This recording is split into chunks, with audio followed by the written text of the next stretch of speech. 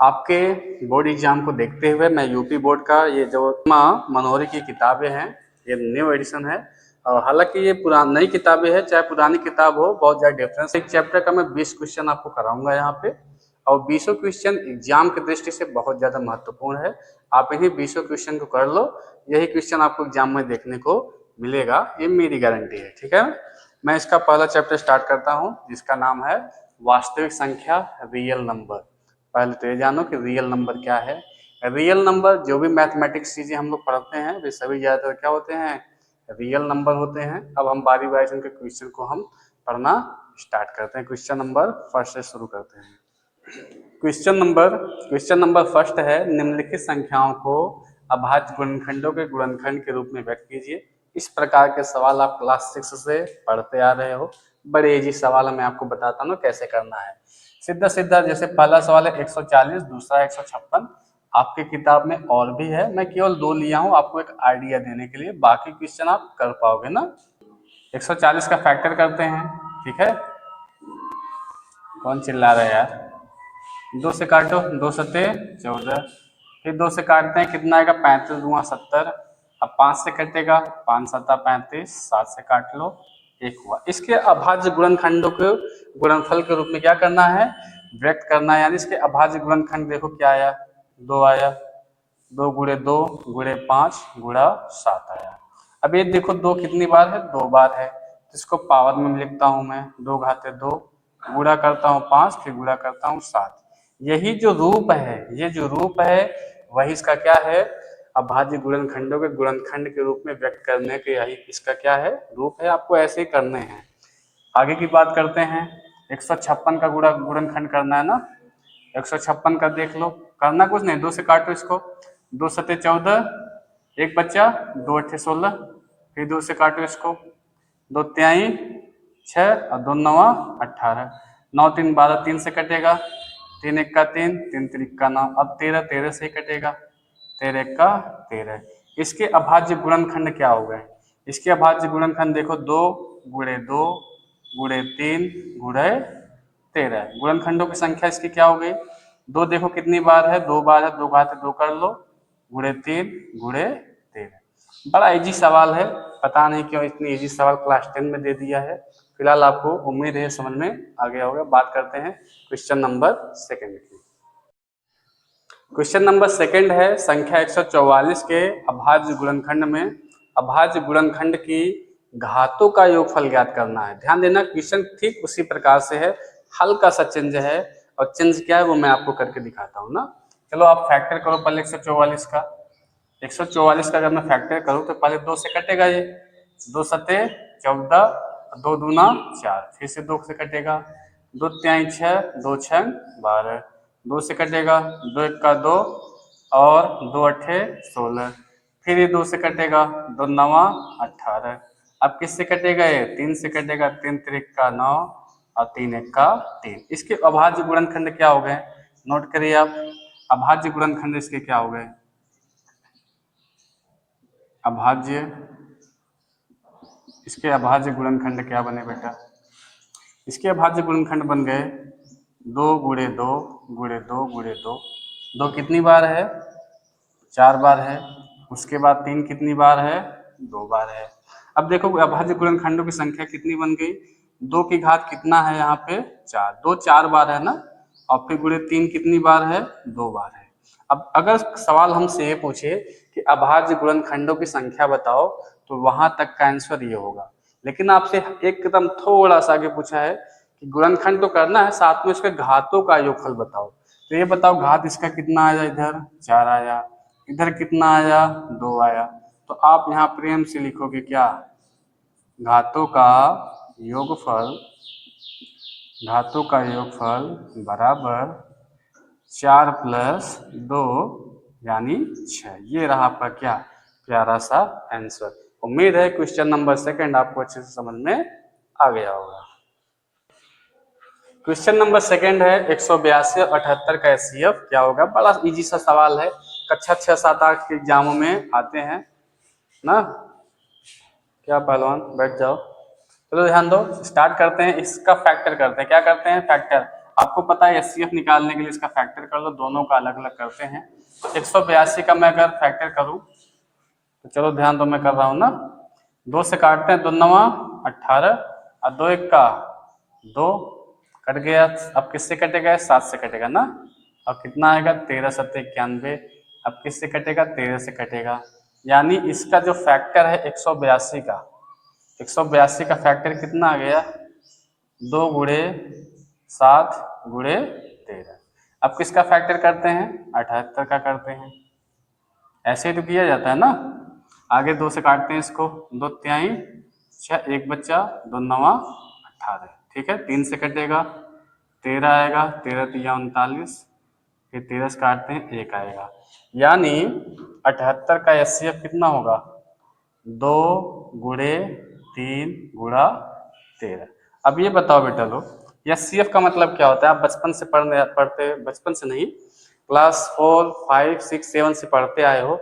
HCF का मतलब क्या होता है? हाईएस्ट कॉमन फैक्टर, जो दोनों में कॉमन हो, जो दोनों में क्या हो? कॉमन हो। तो देखो आप यहाँ पे लिखोगे 182 तथा 78 का एचसीएफ बराबर, देखो दोनों में कॉमन क्या है? दोनों में कॉमन केवल 2 है। दोनों में कॉमन केवल क्या है? 2 है। और क्या है? एक 13 है ना। 2 है और क्या है? 13 है। तो इसका एचसीएफ क्या हो जाएगा? 2 गुणा 13, और 13 दूना कितना हो गया? 26। उम्मीद है आपको क्वेश्चन नंबर 3 अच्छे से समझ में आ गया होगा। चलते हैं क्वेश्चन नंबर 4 की तरफ। चलो, क्वेश्चन नंबर 4 है, अभाज्य गुणनखंड विधि द्वारा निम्नलिखित पूर्णांकों के एचसीएफ बता दो और क्या बता दो? एलसीएम। अभी सेम टू सेम इसी प्रकार का क्वेश्चन हमने पढ़ा जिसमें 2 आए थे। कितने आए थे? 2। यहाँ पे कितने हैं? 3 हैं। इस प्रकार के और भी सवाल आपके बुक में हैं, आप उसको कर लीजिएगा। उन्हीं में से मैं एक सवाल आपको करा रहा हूँ। ठीक है, तो इसमें मैं साइड में चलते हैं, बारी बारी से सबका निकालता हूँ अभाज्य गुणनखंड। ठीक है, 12 का क्या होगा फैक्टर? 2 से काटते हैं, 2 छंग 12 और 2 तिहाई 6 और 3 से काटते हैं तो ये पूरा कंप्लीट कर गया। इसके बाद अब मैं किसका निकालता हूँ? 15 का। ठीक है, 15 का आप देख लीजिए। आपको पता है कि 15 का 3 से कटेगा, 3 बचे 15 और 5 से कटा, 1 आ गया, खत्म हो गया। उसके बाद 21 का निकाल लेता हूँ। ठीक है, 21 का निकालता हूँ, 3 से कटेगा, 3 सत्ते 21 और 7 से पूरा ये क्या कर गया? कर गया। अब मैं बारी बारी से इसका लिखता हूँ ना। 12 का देखो अभाज्य गुणनखंड क्या आया है? 2 गुणा 3 गुणा 2 गुणा 2 गुणा 3। उसके बाद 15 का कितना आया है? 3 गुणा 5, 3 गुणा 5। 21 का कितना आया है? 3 गुणा 7। अब हमको क्या निकालना है? पहले तो एचसीएफ निकालना है। क्या निकालना है? एचसीएफ। एचसीएफ का मतलब मैंने बताया था, जो सब में कॉमन हो वही एचसीएफ होता है। ये देखो 3 यहाँ है, 3 यहाँ है, 3 यहाँ, यानी एचसीएफ इसका कितना हो गया? एचसीएफ कितना हो गया इसका? 3 हो गया। एचसीएफ कितना हो गया? 3 हो गया। अब बात करते हैं एलसीएम कैसे निकालोगे आप। एलसीएम में जो चीज कॉमन है उसको 1 लिखो, और जो चीज कॉमन नहीं है जितनी बार वो आया है उसको उतनी बार लिख लो। जैसे 2 कितनी बार यहाँ पे आया है? 2 बार। अब 3 देखो, एक कॉमन हो, 3 कॉमन हो गया तो इसका 1 ही लिखा जाएगा। उसके बाद क्या है आपका? 5 है। उसके बाद क्या है? 7 है। आपको लगेगा बड़ा लंबा सा गुणा है, तो इसको 0 बनाओ। क्या बनाओ? 0। 0 बनाते हो तो सवाल बड़े आसानी से गुणा हो जाता है ना। देखो मैं 0 बनाता हूँ। ऐसा कौन से नंबर का गुणा करूँ ताकि 0 हो जाए? 5 दूना 10, 0 हो गया। 5 दूना 10 और 10 दूना 20, 20 तिहाई 60, 60 हो गया। अच्छा 7 42, यानी 420 इसका आंसर आ गया आराम से। ठीक है, उम्मीद है आपको क्वेश्चन नंबर 4 अच्छे से समझ में आ गया होगा। क्वेश्चन नंबर 5, यदि एचसीएफ इसका, इन ये देखो 2 नंबर हैं 306 657, इन दोनों का एचसीएफ दिया है 9। इसका एचसीएफ दोनों संख्याओं का कितना है? 9 है। फिर कह रहा है इन्हीं दोनों संख्याओं का एलसीएम ज्ञात कीजिए। सवाल ऐसे ही है। क्लियर है कि नहीं? मैं आपको एक फार्मूला बता दूं। इसका होता है, फार्मूला क्या है? प्रथम संख्या गुणे प्रथम या पहली संख्या दूसरी संख्या बराबर होता है HCF गुणे LCM। ये फार्मूला आप याद कर लो, ये फार्मूला आप क्या कर लो, याद कर लो। इसी फार्मूला में मैं रखूंगा, ठीक है ना। देखो प्रथम संख्या क्या है, 306 है, 306 है। उसके बाद गुणे दूसरी संख्या कितनी है, 657 बराबर संख्याओं का HCF देखो दे दिया है कितना, 9 दिया है। LCM हमको निकालना है, क्या निकालना है, LCM। आपको पता है इस चीज को मैं पलट के लिख देता हूं, तो LCM बराबर क्या हो जाएगा, LCM बराबर 306 गुणे 657 बटे 9 आएगा। कितना आएगा, 9 आएगा। 9 से इसको काट लो, ठीक है। 9 त्रिक 27, 9 त्रिक 27, 3 बचा 36 हुआ और 9 चौका 36 गुणे 657। अब इसका अगर आप इसका मल्टीप्लाई करते हो तो यहाँ आएगा कितना, 22 33 8। कितना आएगा यहाँ पे, 22 33 8 आएगा। क्वेश्चन आपको अच्छे से समझ में आ गया होगा, बड़ा इजी सा सवाल है। इसका फार्मूला याद कर लेना, प्रथम संख्या गुणे दूसरी संख्या बराबर HCF गुणे LCM। बड़े आसानी से सवाल आपका क्या करेगा, लग जाएगा। ये फार्मूले आपको नोट करने बहुत आवश्यक है। अब आप अपनी किताब में चेक करो कि इस टाइप के सवाल कितने दिए हैं, उन सभी सवालों को लगा डालो, ठीक है। क्वेश्चन नंबर 6 ध्यान दो बेटा, यदि HCF दिया है 225 और 60 का, 225 और 60 का जो HCF है वो इतना है, तो x का क्या बता दो, मान बता दो। तो चलो इसका HCF किसके बराबर है, इतने के बराबर है। तो पहले ये तो पता कर लो कि इन दोनों का HCF कितना है, ठीक है। तो साइड में निकालते हैं, 225 और 60 का क्या करते हैं, HCF। तो 225 का क्या कर लो, फैक्टर कर लो पहले, ठीक है। किससे कटेगा, 2 2 4 5 9, 3 से कटेगा, 3 सते 21, 1 बचा, 3 बचे 15, 7 5 12, 3 दूना 6, 3 बचे 15, 5 से कटेगा, 5 5 और फिर 5 से काटोगे 1। तो इसका फैक्टर कितना हो गया, 225 का, 225 का फैक्टर, अभी रुक जाओ, 60 का भी कर लेते हैं ना, 60 का कर लेते हैं, फिर दोनों का साथ में कंपेयर करेंगे। 60 का कर लो, 2 से काटो 30 आएगा, फिर 2 से काटो 15 आएगा, 3 से काटो 5 आएगा, फिर 5 से काटो 1 आएगा। अच्छा क्या है, मैंने आपको बताया है कि HCF क्या होता है, जो दोनों में कॉमन हो। अब देखो दोनों में कॉमन क्या चीज है, 1 3 इधर कॉमन है, 1 3 यहाँ कॉमन है, 1 5 इधर कॉमन है, 1 5 इधर कॉमन है, यानी 5 कॉमन है, 5 तिहाई 15 है। इनकी जगह पर मैं क्या लिख दूं, 15 लिख दूं। अब आगे कितना लिखा है, 225 गुणा 5 माइनस 10x। 10x में इधर लेके आता हूं तो प्लस में हो जाएगा, ठीक है। और इसका गुणा कर लो, 5 बचे 25, हाथ लगा दो, 5 दूनी 10 2 12, हाथ लगाए, 5 दूनी 10 1 11, और 15 उधर जाएगा क्या बन जाएगा, -15 बन जाएगा। यहाँ हुआ 10x, इसको घटा लो, कितना आएगा यहाँ पे 1110 आएगा, ठीक है। x बराबर x की वैल्यू निकालनी है, तो 1110 बटे 10, ये देखो 0 से 0 कैंसिल आउट हो गया, x की वैल्यू कितनी आ गई, 111 111। उम्मीद है ये क्वेश्चन आपको बढ़िया से समझ में आ गया होगा। ध्यान दो बेटा, क्वेश्चन नंबर 7 ठीक पिछली बार की तरह ही सवाल है, लेकिन देखो आपको HCF निकालना पड़ा था, यहाँ HCF ऑलरेडी दे दिया। देखो दोनों सेम सेम नंबर हैं, 120 और 225 का HCF 15 है, और फिर पूछ रहा है कि 120 और 225 का क्या बता दो, LCM। यानी हमारे पास दो नंबर है, क्या दो नंबर हैं, और HCF भी हमारे पास है, और हमको क्या निकालना है, LCM निकालना है। वही फार्मूला लगाना है ना, फर्स्ट नंबर यानी प्रथम संख्या, पहली संख्या गुणे दूसरी संख्या ये बहुत सारे सवाल आपके इस पे ही लग जाएंगे ना, बहुत सारे सवाल आपके इस पे ही लग जाएंगे। चलो देखते हैं, वैल्यू पुटअप करते हैं। पहली संख्या क्या है, 120 है, दूसरी संख्या क्या है, 225 है, बराबर HCF आपको पता है कितना दिया है दोनों का, 15। अब गुणे क्या निकालना है आपको, LCM, ठीक है। अब इसको मैं पलटी मार देता हूँ ना, LCM बराबर देखो क्या आएगा, LCM यही है 15, इन दोनों के नीचे आएगा, 120 गुणा 225 बटे में 15 आपको पता है कि 15 के टेबल में 120 आ जाता है, 15 × 120, 15 × 120। और आपको पता है ना कि अगर ये 200 200 यहाँ पे आएगा तो कितना हो जाएगा, चलो मल्टीप्लाई कर दो ना। 8 पंजे 40 की 0 हाथ लगा 4, 8 दूना 16 और 16 4 20 हाथ लगा 2, फिर 8 दूना 16 और 16 2 18, 18 से इसका क्या आ गया, एलसीएम आ गया। उम्मीद है आपको ये क्वेश्चन भी अच्छे तरीके से समझ में आ गए होंगे। इसी टाइप के क्वेश्चन आपके एग्जामों में बनेंगे। ध्यान दे बेटा लोग, क्वेश्चन नंबर 8 है 18 और 117 के एचसीएफ को इस रूप में दिया है, यानी 18 और एचसीएफ का जो भी 18 और 117 का जो भी एचसीएफ होगा वो किसके रूप में दिया गया है, 18 माइनस 117 के रूप में दिया है, दर्शाया गया है। तो एम का मान ज्ञात कीजिए। यहाँ तक तो एक सवाल हो गया।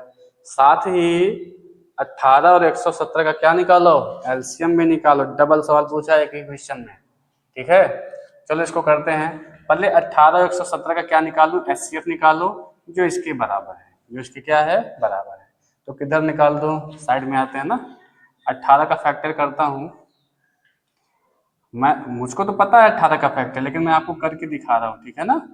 2 से काटते हैं, 2 9 18, 3 त्रिक का 9 और 3 1 का 3, ठीक है। यानी 18 का फैक्टर कितना हो गया, 2 गुणे 3 गुणा 3। फिर आगे चलते हैं किसका, 117 का, 117 का 117 किससे कटेगा, 3 से कटेगा। 3 त्रिक का 9, 3 9 27, फिर ये 3 से कटेगा, 3 1 का 3, 3 त्रिक का 9। अब 13 किससे कटेगा, खुद से ही कटेगा। इसका एचसीएफ मैंने बता दिया है कि जो कॉमन होते हैं वही एचसीएफ होते हैं। यहाँ देखो, एक तो 3 इधर से कॉमन हुआ और एक तो 3 इधर से कॉमन हुआ। 3 त्रिक का 9, इसका क्या बन गया, एचसीएफ।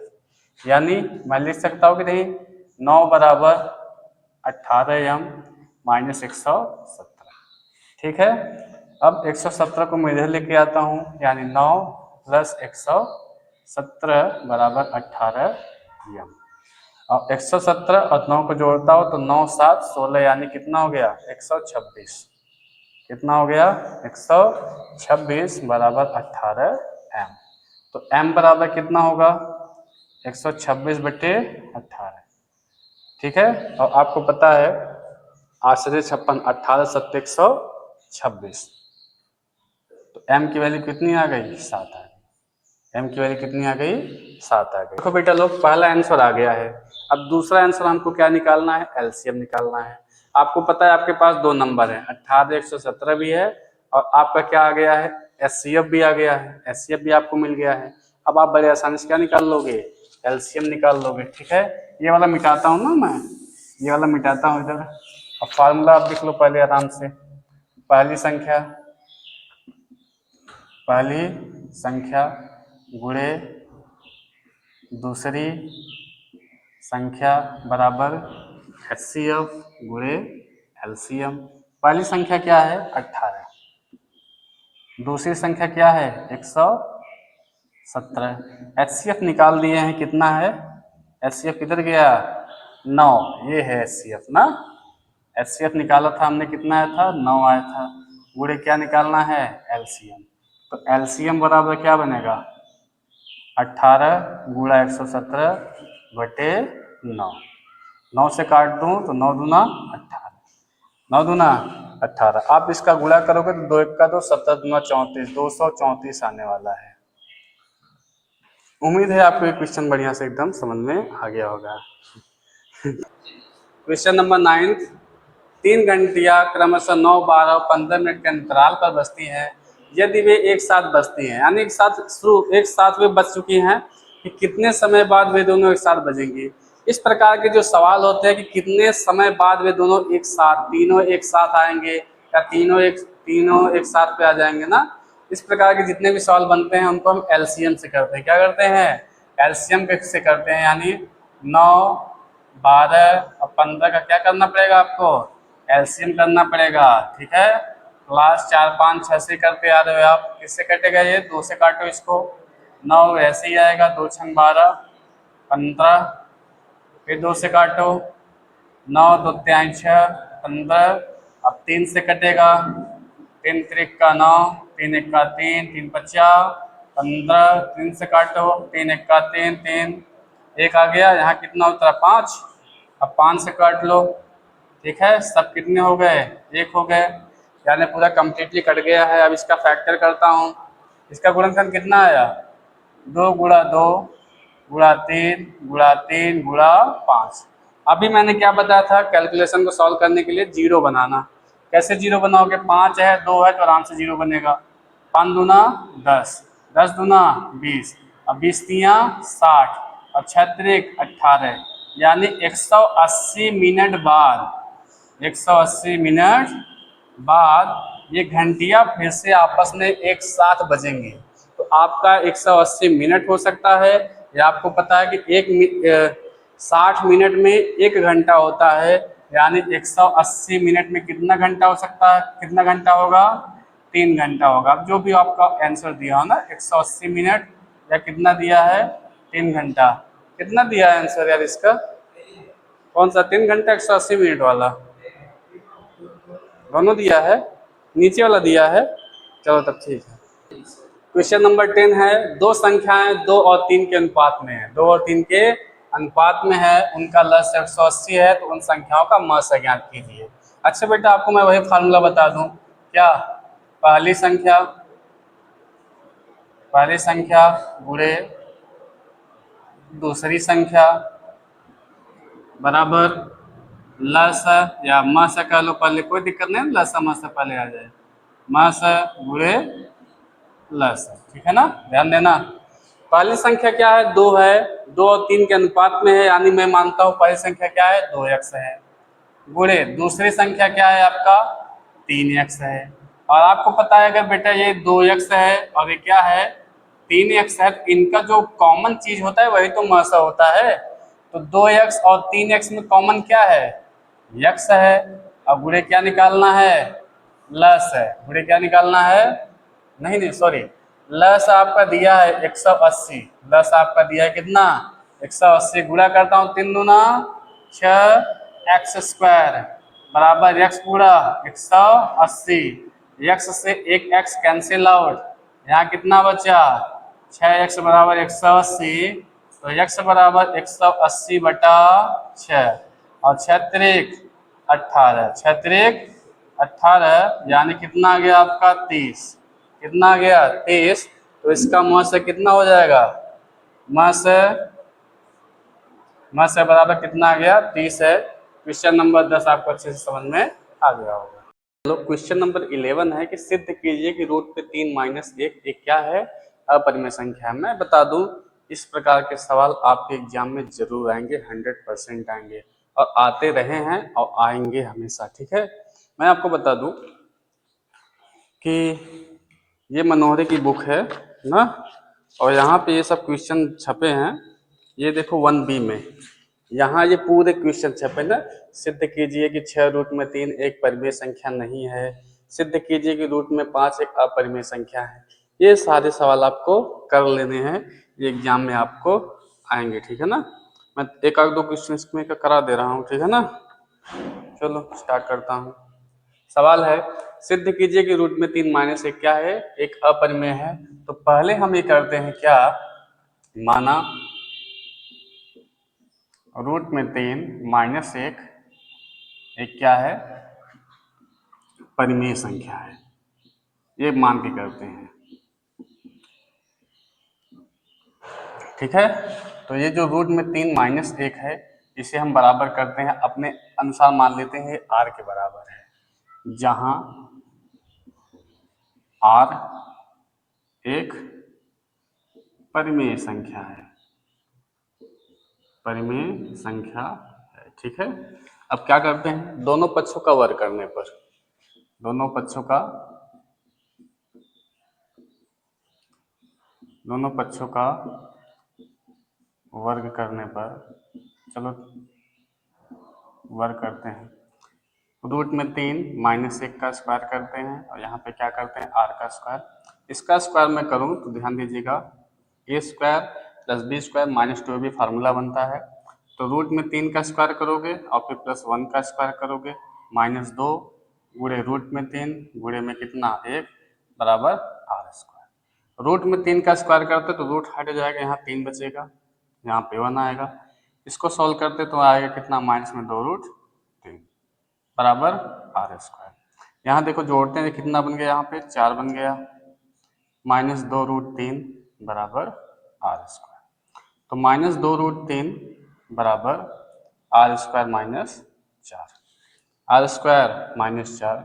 अब देखो मैं क्या काम करता हूँ, रूट में 3 यहीं रहने देता हूँ, और ये देखो माइनस में जो 2 है वो नीचे जाएगा, आर स्क्वायर माइनस 4 बटे माइनस 2।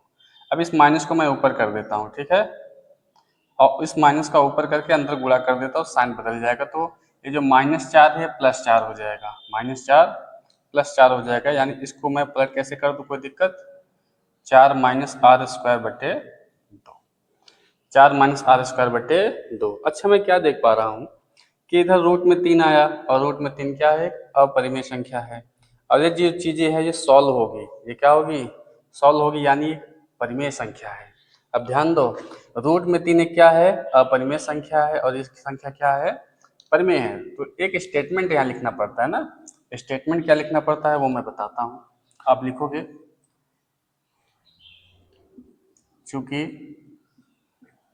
रूट में 3 एक अपरिमेय संख्या है,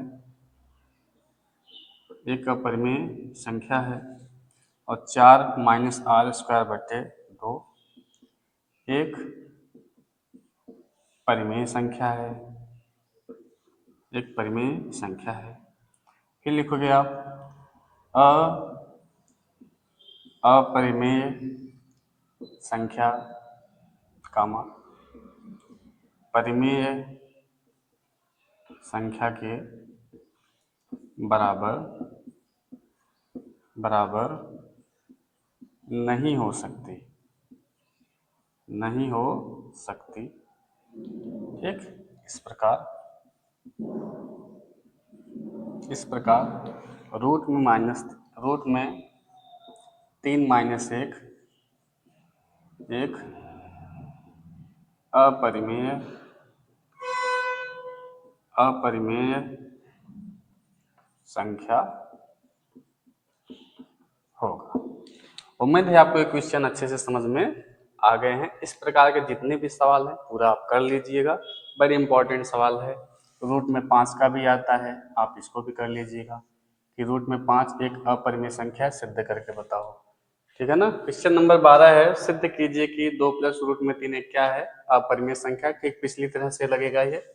शुरुआत करते हैं, पहले मानते हैं ना, माना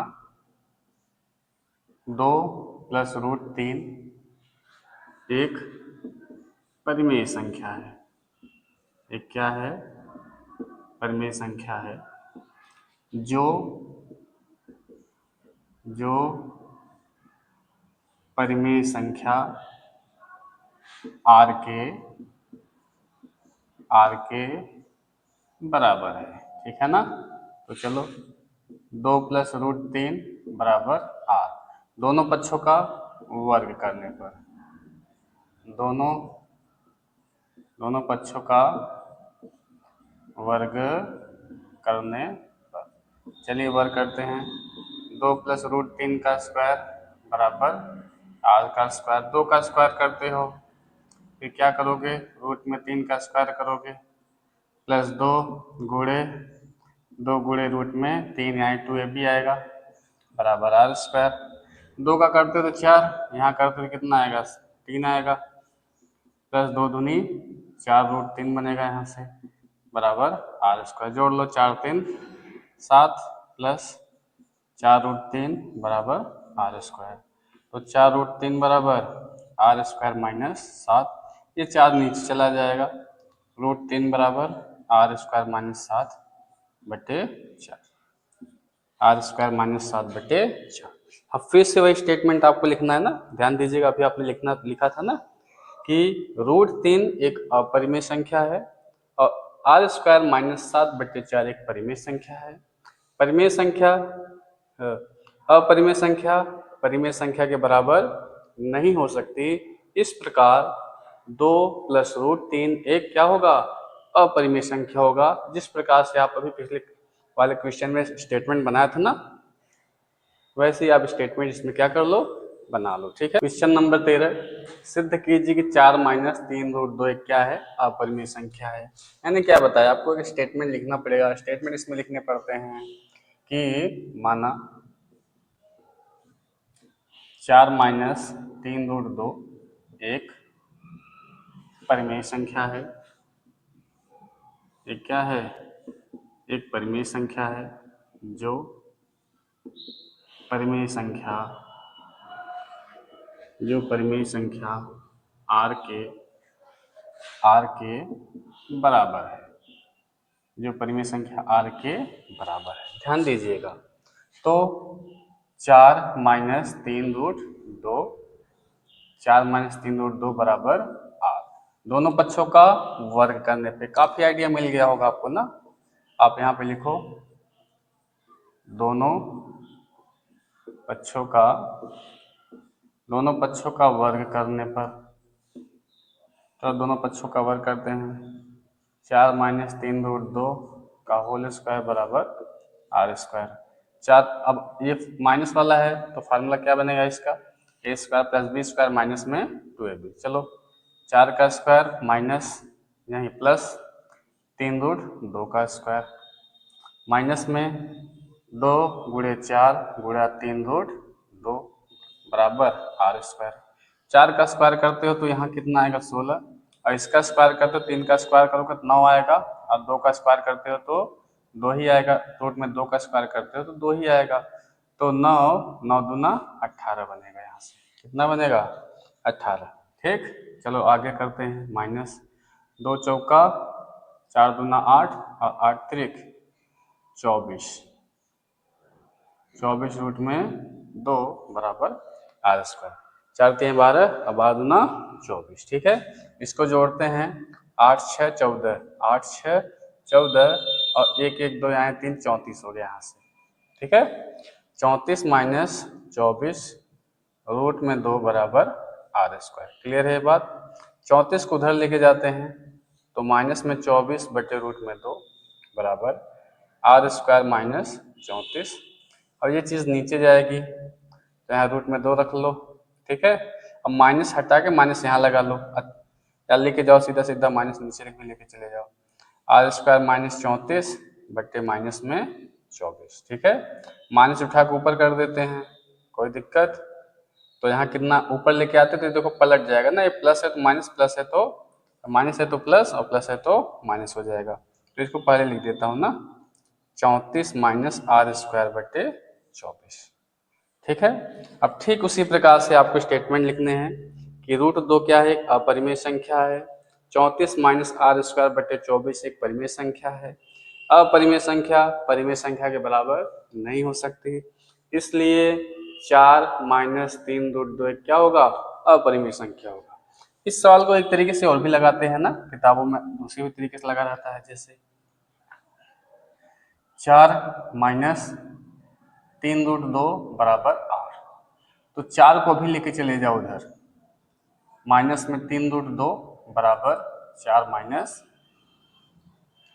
आर माइनस 4। ठीक है, अब यहाँ पे √2 रहने दो, यहाँ लिखो क्या, आर माइनस 4 बटे में कितना माइनस 3, रूट में 2 बराबर माइनस को ऊपर कर लेते हैं तो पलट दो इसको, प्लस में 4 हो गया और माइनस में आर, नीचे कितना हो गया 3। अब वो स्टेटमेंट सीधा सीधा यहीं लिख लो ना कि √2 एक क्या है, अपरिमेय संख्या है, 4 माइनस आर बटे 3 एक परिमेय संख्या है, अपरिमेय परिमेय के बराबर नहीं हो सकती, इसलिए संख्या आपका 4 माइनस 3√2 क्या होगा, अपरिमेय संख्या होगा। क्वेश्चन नंबर 13 आपका सॉल्व हो गया। निम्नलिखित में से परिमेय संख्या छाट कर लिखिए, मतलब ये नंबर है 1 2 3 4 5 6 है, जिसमें से हमको ये बताना है कि इसमें से परिमेय संख्या कौन सी है। अच्छा बताओ बेटा, √3 सॉल्व होता है क्या, √3 सॉल्व नहीं होता ना, इसलिए परिमेय संख्या नहीं है। अब जब भी पाई दिख जाए, क्या दिख जाए, पाई आ जाए एक ठो, तो संख्या क्या हो जाएगी, अपरिमेय संख्या हो जाएगी, यह बात आप याद करिए। लेकिन आप ये भी जानिए कि पाई की वैल्यू क्या होती है, 22/7, लेकिन मैथमेटिक्स में 22/7 को क्या मानते हैं, परिमेय संख्या मानते हैं, यानी पाई अपरिमेय है, लेकिन इसी की वैल्यू 22/7 क्या है, परिमेय है। अब ये देखो 3/3 है और रूट में कितना है, 4 है। अच्छा रूट में 4 देखो सॉल्व होता है कि नहीं, तो रूट में 4 सॉल्व हो जाते हैं, क्या आता है यहाँ पे 2 3 दूना 6, तो इसको सॉल्व करने पे 6 बन जाएगा, यानी ये क्या है, परिमेय संख्या है, ठीक है ना। अब इसको देखते हैं, 4 चौक 16 एक 17 और 17/4 रूट में, आपको पता है रूट में 4 तो सॉल्व हो जाएगा, 2 बनेगा, लेकिन 17 नहीं सॉल्व होगा, इसलिए क्या है, एक अपरिमेय है।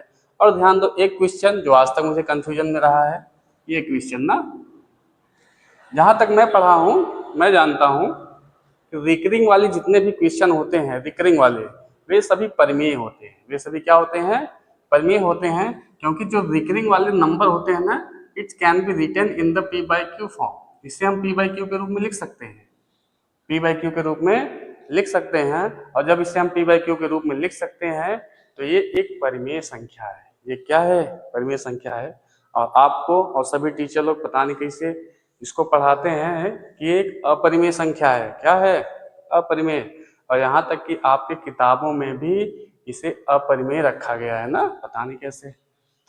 चलो देखते हैं, इस पे आप रिसर्च करिए ना कि वास्तव में ये क्या है, ये परिमेय है या अपरिमेय है, लेकिन मेरे हिसाब से वो क्या है, परिमेय है। और आप इस क्वेश्चन का अगर आंसर देखोगे ना, तो परिमेय संख्या के लिस्ट में, परिमेय संख्या के लिस्ट में किसको रखा गया है, 3√4 को रखा गया है, और किसको रखा गया है, 22/7 को रखा गया है, किसको रखा गया है, 22/7 को रखा गया है। 2.33 पे रिकरिंग, 3 पे रिकरिंग है, इसे परिमेय नहीं, परिमेय संख्या के रूप में नहीं रखा गया, लेकिन मैं बता दूं परिमेय संख्या ही है। अब ये हो सकता है किताब की फॉल्टिंग हो, एनालिसिस करिए आप इस क्वेश्चन पे। नंबर 15 रूट में 4 है, दशमलव में रूट में 4 है, 4 है, 5 में अपरिमेय संख्या बताना है। आपको पता है रूट में 4 सॉल्व हो जाता है, इसकी वैल्यू कितनी आती है, 2। अब ये बताओ 0.4 सॉल्व होगा, 4 तो सॉल्व होगा, लेकिन 0.1 अंक पे है तो ये नहीं सॉल्व होगा, क्योंकि रूट में कोई चीज अगर दशमलव में है तो जब से वो सम स्थान पे नहीं होगा तब से वो सॉल्व होने वाला नहीं है।